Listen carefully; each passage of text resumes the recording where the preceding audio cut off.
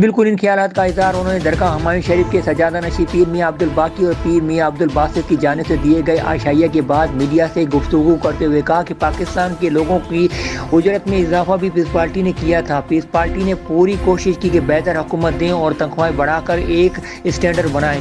اس حکومت نے تو لوگوں کو زندہ گراں کر دیا ہے، جبکہ حکومت کا گورنر یہ کہے کہ ملک IMF کے پاس گروی اور اسٹیٹ بینک کے پاور IMF کے پاس ہیں تو باقی کیا بچا۔ پاکستان کی بات کی نیا پاکستان، وہ اپنے لیے کہہ رہا تھا۔ نیا پاکستان سونامی لے کر آیا، قائد اعظم کے پاکستان کو اسے ختم کرنا تھا، لیکن ہم میں ابھی جان ہے، قائد اعظم کے دیے ہوئے پاکستان کو قائم رکھیں گے۔ ان کا مزید کہنا تھا کہ لوگوں کو شکایت ہے کہ سیاسی پارٹیاں ہمارے مسائل نہیں دیکھ رہیں۔ پارلیمنٹ ان حالات میں چلی گئی ہے کہ وہ عوامی مسائل کو اٹھائے سے قاصر ہے۔ ہماری کوشش ہے کہ پارلیمنٹ میں ایک پلیٹ فارم پر ہوں اور بہتری کی طرف جائیں۔ کیمرہ ٹیم کے ساتھ